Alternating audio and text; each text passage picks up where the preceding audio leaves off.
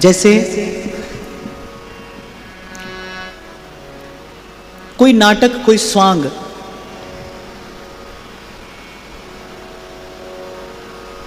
देखते हुए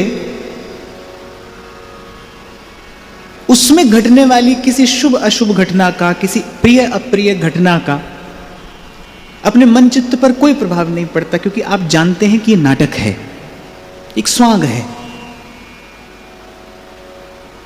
ऐसे ही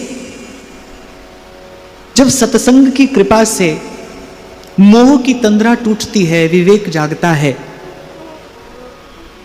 तब ये खबर पड़ जाती है कि हरि को ऐसो ही सब खेल। ये खेल है, स्वप्नवत है, इस खेल को रचाने वाला सत्य है। कोई है उमा दारू जोशित की नाई, सबही नचावत राम गुसाई।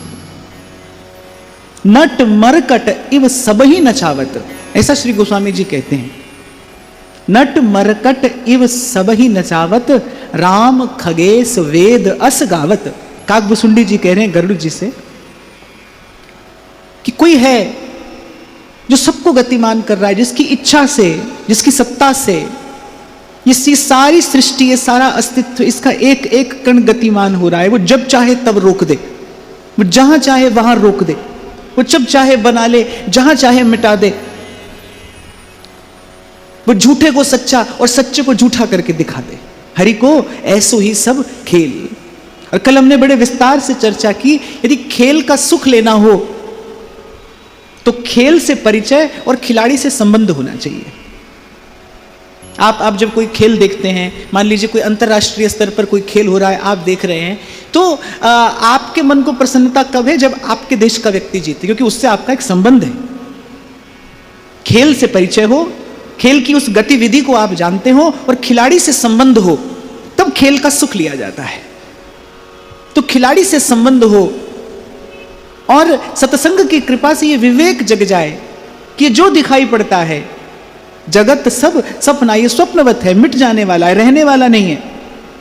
तो सुख दुख तो होता है, लेकिन उस सुख दुख का चित्त पर प्रभाव नहीं होता, उस सुख दुख के कारण चित्त में विक्षेप नहीं होता। जैसा अभी मैंने आपसे कहा कि आप कोई नाटक देख रहे हैं, कोई फिल्म देख रहे हैं, उसमें कोई घटना घटी, हाँ कभी कभी ऐसा होता है, कोई बहुत कोमल हृदय का व्यक्ति होता है ना, तो 2 घड़ी के लिए रो भी देता है, 2 घड़ी के लिए हंस भी देता है।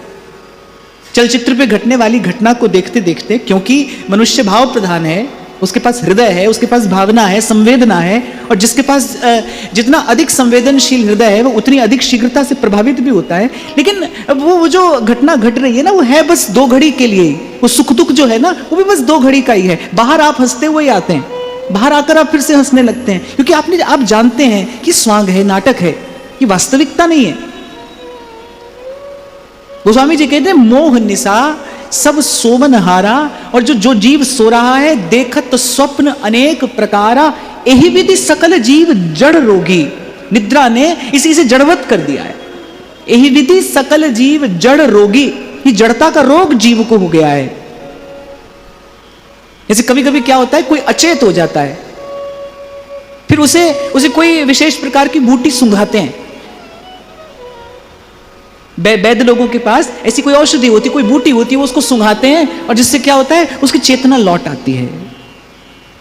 ऐसे ही सत्संग में, गुरुजन में जब नाम सुनाते हैं, जब प्रभु की लीला कथा सुनाते हैं, तो फिर धीरे धीरे जीव की वो मोह तंद्रा टूटती है। हाँ, लेकिन मैं एक बात आपको यहां अवश्य कहूंगा, ये घटना घटती बड़ी धीरे धीरे है, शनय शनय होते होते ये आभास होता है। और कल मैंने आपको ये भी कहा था, एक बार आभास हो जाए फिर बना रहे कोई आवश्यक नहीं है। एक बार आभास होने पर फिर भी भूल हो सकती है, मन फिर निद्रा में जा सकता है।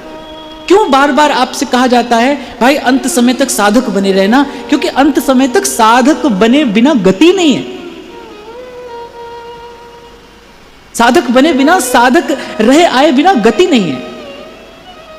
ये रिद्धि, ये सिद्धि, ये संपत्ति, स्वामी जी की बात सुनो तो कह रहे हैं हरि को ऐसो ही सब खेल है। ये तो खिलाड़ी का खेल है। और ध्यान रखना, यदि कोई मंजा हुआ खिलाड़ी हो ना, तो खेल उसके बस में होता है। ऐसा भी देखा जाता है, कभी कभी खिलाड़ी खेल के बस में हो जाता है, कभी कभी खेल खिलाड़ी के बस में होता है। पर मंजा हुआ खिलाड़ी वही है जिसका खेल उसके अधीन हो।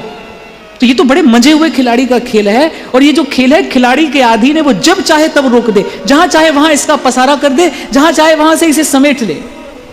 आज के पद में श्री स्वामी जी यही बात कह रहे हैं। कल की बात को आगे बढ़ाते हुए कहते हैं, झूठी बात सांची कर दिखावत हो हरि नागर। देखो जादूगर तो वही ना जिसका जादू चल जाए, जिसका जादू चले नहीं वो कैसा जादूगर? कह रहे हैं जिसका जादू चल जाए और जिसका जादू सर चढ़ के बोले वही जादूगर है। तो यहां जादूगर कौन है? वो जो रचनाकार है, वो जादूगर है, और उसका जादू जीव मात्र के सर चढ़ पर बोल रहा है। संत उसकी कृपा से जब उसके खेल को जान लेता है, कल भी मैंने 2 पंक्तियां आपको निवेदन की। कबीर कहते राम झरोखे बैठ के और सबका मुजरा लेत। अच्छा देखो, वेदों की उपनिषदों की कठिन कठिन बातों को संत लोग बड़े सरल शब्दों में कहते हैं। वेदांत जिसे दृष्टा भाव कहता है, दृष्टा माने बस केवल देखिए, बस दृष्टा बनकर देखिए, इसमें सम्मिलित मत होइए। अब ये सब बातें भाई हम जैसी स्थूल बुद्धि वाले लोगों के लिए नहीं है। संत बड़ी कठिन बात को सरल करके दे देता है, सुगम करके दे देता है। अरे मुझे तो कभी कभी ऐसा लगता है संत की परिभाषा यही है, जो दुर्लभ को सुलभ कर दे, दुर्गम को सुगम कर दे, कठिन को सरल कर दे। तो कबीर वेदांत के इस चिंतन को बड़ा सरल करके देते हैं। वो कहते हैं राम झरोखे बैठ के सबका मुजरा लेत। मतलब जो हो रहा है बस केवल देख रहा हूं, और ये भी देख रहा हूं कि जैसी जाकी भावना वैसा ही फल देत। श्री गुरु नानक देव जी महाराज अपनी वाणी में कहते हैं, चंगे आइया बुरे आइया बाचे धर्म हुदूर, करनी आपो आपनी के नेड़े के दूर। चंगे आइया बुरे आइया, करनी आपो आपनी के नेड़े के दूर। जैसा कर रहा है वैसा भर रहा है। और कई दिन से हमने बार बार इस बात पर चर्चा की। आज फिर प्रसंग उपस्थित हुआ है, तो मैं आपको निवेदन करूं, कर्ता बनो तो फिर भरना भी पड़ेगा। दृष्टि प्रभु पर रहे तो फिर खिलाड़ी का खेल समझ में आता है, और जैसे ही खेल समझ में आता है वैसे ही आनंद मिलने लगता है। देखो संत बड़ी मौज में रहता है इस संसार में, उसको जन्म और मरण से कोई भय नहीं है। जन्म जन्म रति राम पद यह वरदान न आन, भरत जी कहते हैं जन्म जन्म रति राम पद। संत कहते हैं प्रभु हमें इस संसार में बार बार आने में कोई भय नहीं है। हम आपसे ये नहीं कहते कि हमें आप मुक्त कर दीजिए। सालोक्य साष्टि सामीप्य सायुज्य सारूप्यमयिकत्व, भगवान कह रहे हैं दीयमानम न गृह्णन्ति बिना मत सेवनम जनाः। भगवान कह रहे मेरे भक्त ये 5 प्रकार की मुक्तियां देने पर भी नहीं लेते। वो तो कहते हैं हमें बार बार आना है इस संसार में, इस संसार में हमें बार बार आना है, इस संसार में रहना है, और इस संसार में रहकर इस दुखालयम अशाश्वतम, इस दुख रूपी आलय में रहकर भी वो मौज में रहते हैं, सुखी रहते हैं, आनंद में रहते हैं। कबीर कहता है मन मस्त भया अब क्या बोले, हंसा पाए मान सरोवर ताल तलैया क्यों डोले, सुरत कलारी भई मतवारी मदवा पी गई बिन तोले। मन मस्त भया मन मस्त भया मन मस्त भया अब क्या बोल, कहत कबीर सुनो भई साधो, कहत कबीर सुनो भई साधो, मदवा पी गई बिन तोले। मन मस्त भया मन मस्त भया मन मस्त भया अब क्या बोल, मस्त भया मन मस्त भया मन मस्त भया अब क्या बोले। महाराज जी मुझे 2 बड़ी सुंदर पंक्तियां मिली, किसी फकीर ने लिखा होगा। वो कहता है अगर कोई ऐलान कर दे कि हम मजे में हैं, कहता है अगर कोई ऐलान कर दे इस संसार में, अगर ये बात सुनने को मिल जाए ना कोई कहे हम मजे में हैं, कहता है अगर कोई ऐलान कर दे कि हम मजे में हैं, तो कहता है या तो वो फकीर है या नशे में है। तीसरा तो यहां मजे में नहीं रह सकता, या तो साधु है और या फिर नशे में है। थोड़ी देर में नशा टूटेगा खबर पड़ेगी, और या फिर फकीर है जिसने वो अमृत चखा है जो कबीर कहते नाम चढ़ी उतरे नहीं भाई। नाम खुमारी नान का चढ़ी रहे दिन रात, नाम तुम्हारी नान का चढ़ी रहे दिन रात। हंसा पाए मान सरोवर, हंसा पाए मान सरोवर, ताल तलैया क्यों डोले, मन मस्त भया, मन मस्त भया, मन मस्त भया, अब क्या बोले, मन मस्त भया, मन मस्त भया, मन मस्त भया, अब क्या बोले। कहत कबीर सुनो भाई साधो, कहत कबीर सुनो भाई साधो। बड़ी सूक्ष्म बात कबीर कहते हैं अंतिम पंक्ति में, कहत कबीर सुनो भाई साधो, कहत कबीर सुनो भाई साधो। साहेब मिल गया तिल बोले, कहते वो जो सबसे बड़ा है महतो महियान, जो 3 लोक में भी समाता नहीं, जिसने 2 पग में त्रिलोकी नाप ली थी। कबीर कहते हैं मुझे तिल की ओट में मिला है।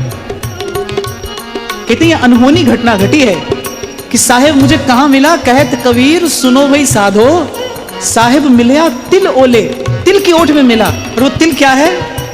बोले गुरु ने नाम दिया और उस नन्हे से नाम ने मुझे साहिब से मिला दिया। कहत कबीर सुनो भाई साधो, कहत कबीर सुनो भाई साधो। साहिब मिलया तिल खोले, मन मस्त भया, मन मस्त भया, मन मस्त भया, अब क्या बोले, मन मस्त भया, मन मस्त भया, मन मस्त भया, अब क्या बोले, मन मस्त भया, मन मस्त भया, मन मस्त भया, अब क्या बोले, मन मस्त भया, मन मस्त भया, मन मस्त भया, अब क्या बोले। तो साधु ऐसे रहता है यहाँ। उसने कैसी कौन सी युक्ति सीख ली, ऐसी कौन सी कला सीख ली, इस दुख रूप संसार में वो मौज से रह रहा है और कह रहा है कि ना तो जाने की शीघ्रता है, ना लौट कर आने का कोई भय है, बल्कि जाते हुए ये और कहता है, राम बुलावा भेजिया दिया कबीरा रोए। जाते हुए ये और कहता है, जन्म जन्म रति राम पद, यह वरदान न आन। क्या युक्ति है? बस राम झरोखे बैठ के सबका मुजरा लेत। हरि की लीला देखिए और जय हो प्रभु, आपकी जय हो। देखो नवदा भक्ति का उपदेश करते हुए भगवान कहते हैं ना, सुपने हूं नहीं देखूं पर दोषा। वस्तुतः किसी का भी दोष देखना, किसी में भी दोष देखना, मूल रूप से भगवान में ही दोष देखना है, भगवान की रचना में ही दोष देखना है। मैं एक छोटा सा उदाहरण आपको दूं। आप किसी को 1 कप चाय बना कर दें और वो व्यक्ति चाय की भरपूर निंदा करे, तो उसने चाय की निंदा की है या आपकी निंदा की है? आपकी की है ना। चाय की निंदा नहीं है, वो चाय का कप बनाने वाले की निंदा है। तो जब आप सृष्टि में कहीं दोष देखते हैं तो वस्तुतः वो किसी वस्तु या व्यक्ति में दोष नहीं देखा जाता है, सब कुछ भगवान में ही है, सब कुछ भगवान से ही है और सब कुछ भगवान का ही है। तो जब भी दोष देखा जाता है ना, तो प्रभु में ही दोष देखा जाता है। जैसे गीता में भगवान कहते हैं ना, कोई कहीं किसी की भी पूजा करे, कर तो मेरी ही रहा है, क्योंकि मेरे अतिरिक्त कोई दूसरा है ही नहीं। हाँ, वो अविधिक पूर्वक मुझे भजता है, इसीलिए वो परम फल का अधिकारी नहीं है। ऐसे जब कभी दोष देखा जाता है तो वो प्रभु में ही दोष देखा जाता है, और संत बस इसी से बच के रहता है, वो दोष दृष्टि नहीं करता। उसने अपने मन में एक दृढ़ निश्चय कर लिया है कि ये जो हो रहा है केवल केवल और केवल मेरे प्रभु की इच्छा से हो रहा है। और फिर प्रभु की इच्छा में कहां से आया दोष? हमारे सुधर्म बोधिनीकार कहते हैं ना, हरि लीला सब सुखमयी, लीला धाम अपार, दुख देत है जीव को आत्मकृत संसार। बड़ी ध्यान से समझने की बात है। संत कह रहे हैं एक संसार प्रभु का बनाया, एक संसार जीव का स्वयं का बनाया। बोले जो प्रभु का बनाया संसार है, हरि लीला सब सुखमयी, उसमें सुख ही सुख है। खांड से करेला भी बना दो। खांड के खिलौने बेचता था ना पहले कोई, हम बचपन में खाते थे खांड के खिलौने। अब देखने में तो करेला है, तो देखने में ही तो करेला है भाई, खाने में तो मीठा ही है। ऐसे हरि की लीला है, अगर हरि की लीला है तो फिर अंततः मीठी है, मधुरी है, उससे जीव का हित ही है। संत तो यहां तक कहते हैं भगवान का एक नाम है कर्तुम अकर्तुम अन्यथा कर्तुम। जो हो सकता है भगवान वो भी कर सकते हैं, जो नहीं हो सकता है भगवान वो भी कर सकते हैं। कर्तुम अकर्तुम अन्यथा कर्तुम, ये भगवान का नाम है। कह रहे बस एक चीज नहीं कर सकते, प्रभु किसी का अहित नहीं कर सकते। मंगल भवन अमंगल हारी, वो मंगल भवन है। द्रवहु सुदशरथ अजीर बिहारी, प्रभु से जब होगा मंगल ही होगा, जीव का कल्याण ही होगा, हित ही होगा। संत बस इसी विचार में विश्राम पा लेता है। यद्यपि इस पल पल सरकने वाले, पल पल बिगड़ने वाले इस संसार में विश्राम पाना लगभग असंभव है, पर संत पा लेता है। कहां? इस विचार में विश्राम पा लेता है कि संसार प्रभु का, इस संसार में जो घट रहा है वो प्रभु की इच्छा से घट रहा है, और मेरे लिए जो विधान प्रभु ने किया है उसी में मेरा मंगल है, उसी में मेरा हित है। इस विचार में विश्राम है भाई। तो स्वामी जी प्रभु की लीला का दर्शन देखते हुए कहते हैं, झूठी बात सांची करी दिखावत हो हरि नागर। झूठी बात सांची करी दिखावत हो हरि नागर। बोले देखो प्रभु आपकी जय हो और आपकी इस माया की भी जय हो। ये झूठा संसार है, स्वप्नवत संसार, और कैसे जन्म जन्म से जीव इसे सत्य मान कर बैठा है। ये क्या है? ये आपकी लीला है। देखो इसीलिए महापुरुष कहते हैं, इसीलिए महापुरुष कहते हैं भाई कि जब तक प्रभु न चाहे तब तक जीव संसार से मुक्त हो नहीं सकता। श्रीमद् वल्लभाचार्य का ये वाक्य मुझे बहुत प्रिय है। वो कह रहे जीव के कल्याण में अगर कोई एकमात्र हेतु है तो वो केवल और केवल श्री कृष्ण का अनुग्रह है, उसकी पुष्टि है। इसीलिए उन्होंने तो अपने सिद्धांत का नाम ही दिया पुष्टि सिद्धांत। जीव का कल्याण अगर कभी होगा तो वो केवल तभी होगा जो भगवान चाहेंगे। हे प्रभु आपकी कृपा से हो सकता है। अनंत अनंत साधन व्यर्थ हैं, वो पुनः पुनः जीव को भव बंधन में डालने वाले ही हैं। योग यज्ञ जप तप व्रत पूजा किसी ना किसी प्रकार से ये जीव को भव बंधन में डालने वाले हैं। नहीं तो भगवान बड़ी सीधी स्पष्ट बात गीता में कहते हैं, समझे तो कोई। भगवान कह रहे हैं देवी येषा गुणमयी मम माया दुरत्यया, और तत्काल कहते हैं मामेव ये प्रपद्यन्ते माया मेताम तरन्तिते। मामेव अर्थात मेरी ही, माम अर्थात मेरी, एव अर्थात ही। तो भगवान ने मामेव कहकर इस शब्द पर जोर दिया है, मेरी ही। ये तो भगवान ये कहते भाई हमारी शरण में जो आएगा वो भी तर जाएगा, ना ना, वो कह रहे हमारी शरण में जो आएगा वो ही तरेगा, मेरी ही। मामेव ये प्रपद्यन्ते माया मेताम तरन्तिते।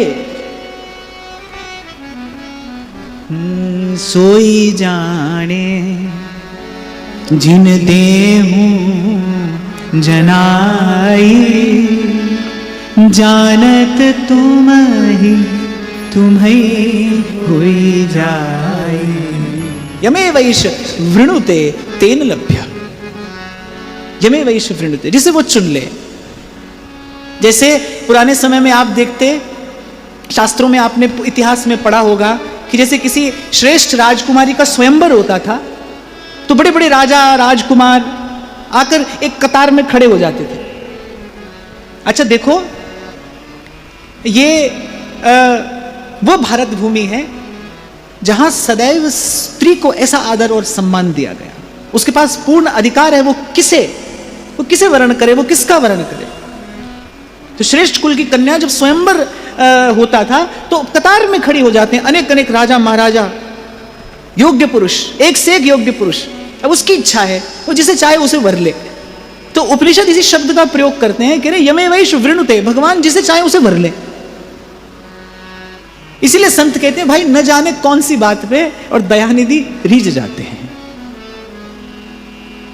अब किसी ने पूछा, बोले जब भगवान की इच्छा से होगा तो हम क्या करें? किसी ने पूछा संत से, बोले चलो आपकी ये बात मान लेते हैं कि भाई भगवान ही वर्ण करेंगे जब होगा हमारा कल्याण, तो फिर हम क्या करें, हमें क्या करना है, हमें भी ये जीवन मिला है, ये नरदेह मिला, हम क्या करें।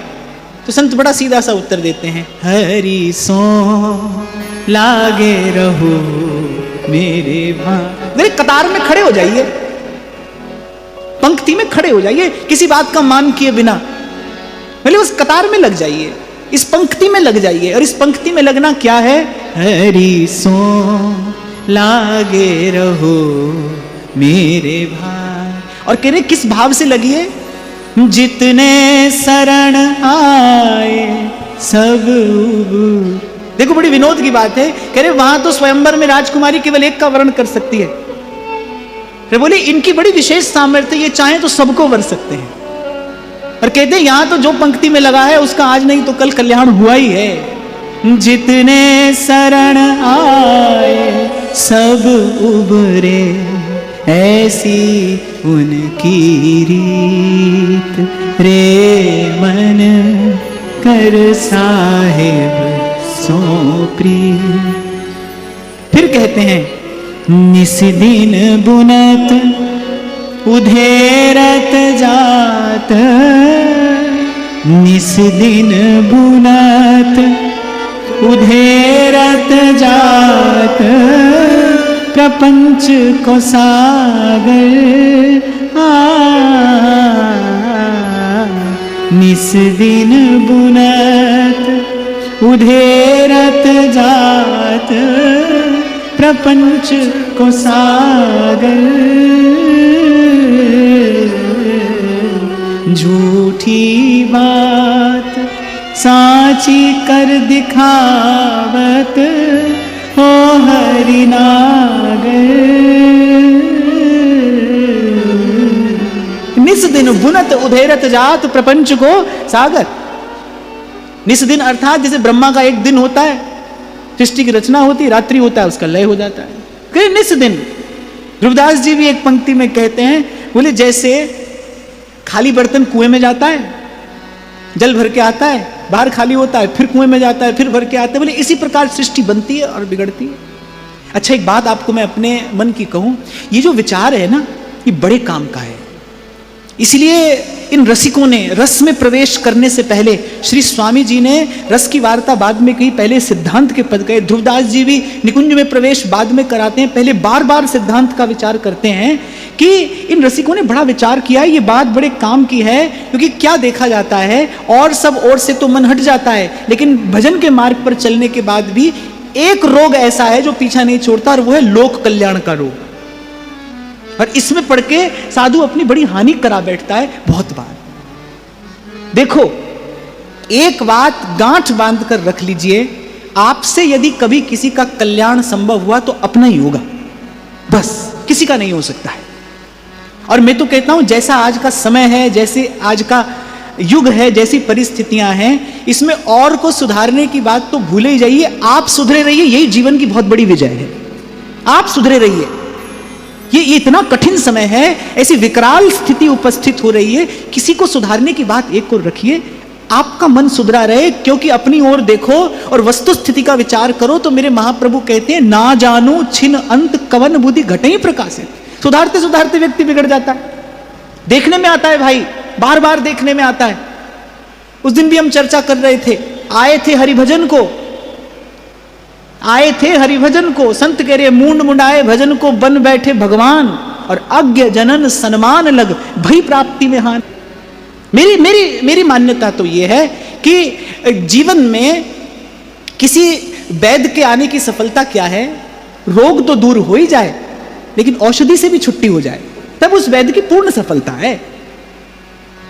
द्वैत से जीव मुक्त हो, द्वंद्व से जीव मुक्त हो, यही गुरु के जीवन में आने की पूर्ण सफलता है। जब केवल एक अपने इष्ट और आराध्य का विचार भाव वृत्ति रह जाए, अनन्य भक्ति इसे ही कहते हैं भाई। महापुरुषों ने अपने वाक्यों में इसका समाधान किया है कि जब तैल धारावत अविच्छिन्न रूप से आपके मन चित्त की गति इष्ट आराध्य की ओर हो, यही भक्ति है, यही भक्ति है। तो क्या देखा जाता है कि फिर व्यक्ति क्या करने लगता है, फिर व्यक्ति लोक हित और लोक कल्याण के नाम पर और फिर उसी प्रपंच का पसारा करता है। तो भाई हरि को ऐसो ही सब खेल। और स्वामी जी की ये बात मन को उद्बोधन देने वाली है कि झूठी बात सांची कर दिखावत हो हरि नागर। और मैं तो ये भी देखता हूं कि व्यक्ति गलत को ही ठीक मानकर और पुनः पुनः उसे दोहराता चला जाता है, वो गलत को ही ठीक समझने लगता है। अरे ऐसी भूल तो भीष्म पितामह से हो गई, उनका जीवन धर्म के प्रति समर्पित है, लेकिन उन्होंने हस्तिनापुर के राज सिंहासन को ही धर्म समझने की भूल कर ली और गलती को बार बार दोहराने लगे, पुनः पुनः उनके निर्णय गलत होने लगे। खड़े धर्म के पक्ष में है, उन्हें लगता है कि मैं धर्म के पक्ष में खड़ा हूं, लेकिन परिणाम क्या आ रहा है? परिणाम यह आ रहा है कि उनकी शक्ति से अधर्म का पक्ष सुदृढ़ होता चला जा रहा है। तो इसलिए भाई कभी अपने मन में यह भावना आने पाए कि हमसे किसी का कल्याण हो जाएगा, हमसे हुआ तो अपना ही होगा। और मैं तो आपको केवल निवेदन कर रहा हूं कि आज के समय में, इस समय में आप अपने आप को बचाए रखें, अपना भजन भाव बनाए रखें, यही सबसे बड़ी सफलता है। आपको देखकर, आपको भजन करता देखकर तो कोई भजन करने लगेगा। और मैं तो कहता हूं इस विचार को मन में रखने की आवश्यकता नहीं है। सर्व के प्रति सद्भाव रखते हुए, राग द्वेष से मुक्त होते हुए, सर्व के प्रति सद्भाव रखते हुए निष्काम मति और वृंदावन विश्राम। देखो महाप्रभु ने जब कहा ना सब सो हित, यद्यपि मुझे महाराज जी की आज्ञा है कि हितोत्सव पर हमें इन 4 दोहे की चर्चा करनी है, और ये वस्तु चर्चा करने योग्य ये प्रसंग है, इसको विस्तार की अपेक्षा है। महाप्रभु कह रहे जब तक सर्व के प्रति सद्भाव नहीं होगा तब तक राग द्वेष बना रहेगा, जब तक राग द्वेष बना रहा मति निष्काम नहीं होगी, और जब तक मति निष्काम नहीं होगी तब तक गाड़ी में बैठकर वृंदावन तो आ जाओ, लेकिन वृंदावन का विश्राम नहीं मिलेगा। यहां बढ़िया फ्लैट बनाकर रहने से वृंदावन विश्राम नहीं मिलता भाई। वृंदावन विश्राम से पूर्व निष्काम मति है, मति निष्काम। तो कह रहे निस्दिन बुनत उधेरत जात प्रपंच को सागर। देखो मनुष्य पर प्रशंसा का प्रभाव अवश्य पड़ता है। नारद जी ने काम को जीत लिया, लेकिन अपनी प्रशंसा सुनी तो थोड़ी भूल हो गई। देखो ये परिणाम है प्रशंसा का। इसीलिए सेवक जी कह रहे हैं मान मान अपमान सम। प्रशंसा सुनी, भूल हो गई, महादेव के पास जाकर अपनी कथा सुना रहे हैं। कहते आत्मश्लाघा किसी के भी व्यक्तित्व का दूषण बन सकती है, जो आत्मश्लाघा है। महादेव के पास गए, अपनी कथा सुनाने लगे। अच्छा महादेव के पास क्यों गए? मन में सोचा कि देखो यही बात तो कान में पड़ी थी, किसी ने यही शब्द तो कह दिए थे, यही शब्द तो कह दिए थे कि जिस काम ने महादेव की समाधि भी भंग कर दी वो आपको नहीं हिला पाया। ये सुनते ही कभी कभी व्यक्ति को वैचारिक कुसंग भी हो जाता है, वैचारिक कुसंग। बस ये सुनते ही महादेव के पास पहुंच गए, ये भी भूल गए कि मैं जिनके सन्मुख आया हूं वो कौन है। तुम त्रिभुवन गुरु वेद बखाना करालम महाकाल कालम कृपालम गुणागार संसार पारम न तो हम। भूल गए कि मैं किसके सामने खड़ा हूं। मुझे लगता है महादेव जानते नहीं कि हम कौन सा पुरस्कार जीत कर आ रहे हैं। अच्छा महादेव ने सुन ली, सब बात सुन ली, और फिर नारद जी से कहा कि देखो अब ये नारायण को जाके तो बिल्कुल मत सुनाना। बोले हमें तो सुना दिया, लेकिन नारायण को जाकर तो बिल्कुल मत सुनाना।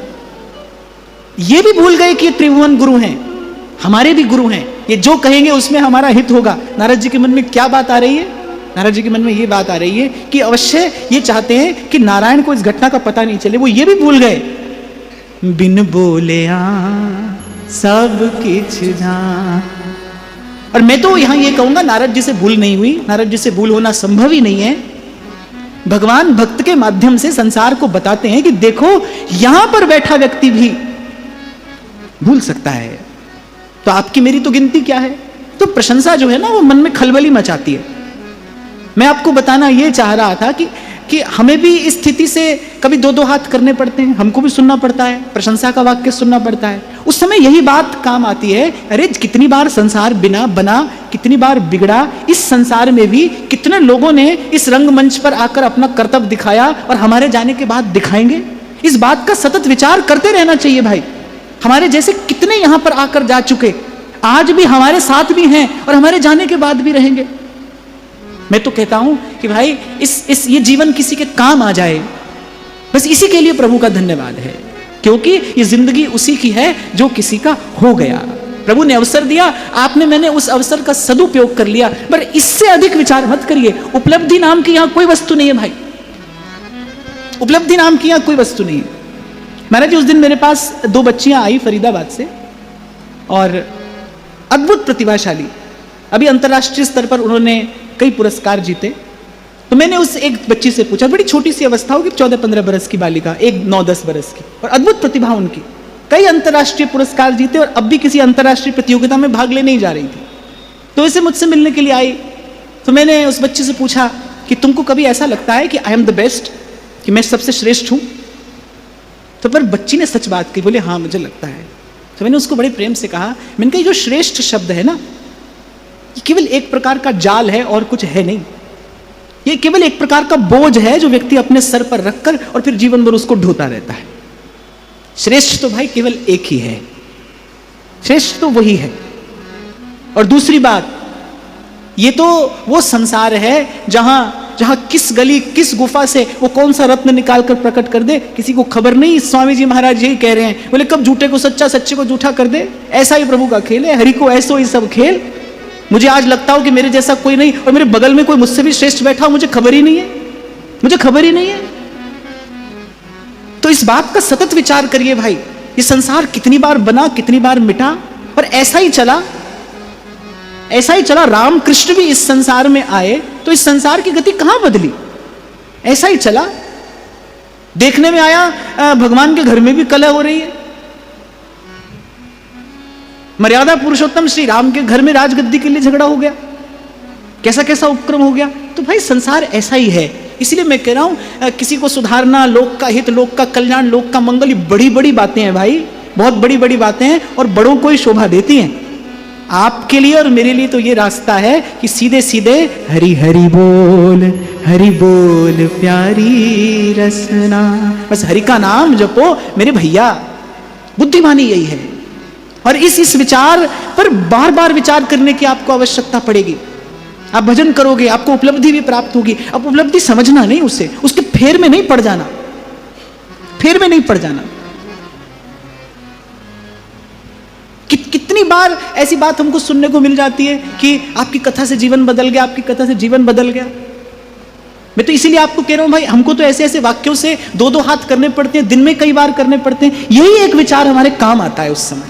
इसी विचार का चिंतन हम हमारे जीवन का संतुलन बनाए रखता है। भाई ठीक है, कोई कह रहा है, बहुत अच्छी बात है, पर ये संसार जाने कितनी बार बना, कितनी बार बिगड़ा। चलाने वाला कोई और है, बनाने वाला कोई और है, मिटाने वाला कोई और है, करता भरता हरता आप। महाराज कहते करण करावण हार आप।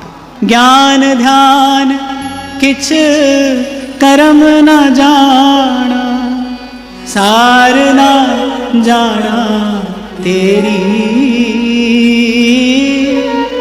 सब तो वड्डा सतगुरु नानक, जिस कल राखी मेरी,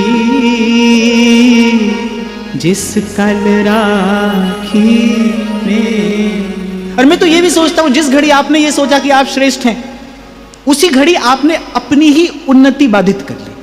जैसे आपको लगा ना आप श्रेष्ठ हैं, हो सकता है प्रभु के मन में आपको और अधिक श्रेष्ठता प्रदान करने की भावना हो। तो संतों की बात काम की है, और मैं तो कहूंगा संत की बात ही काम की है। संत कहते हैं ना, हरि की कथा ही कथा, बाकी तो व्यथा ही व्यथा। बस हरि की कथा ही कथा है, सुनने योग्य तो यही बात है। इन संतों की बात ही सुनने योग्य है, मानने योग्य है। क्योंकि उस दिन भी मैं आपको निवेदन कर रहा था, इनकी बात को मानकर ही उसे जाना जाता है, इनकी बात को मानकर ही उसे पहचाना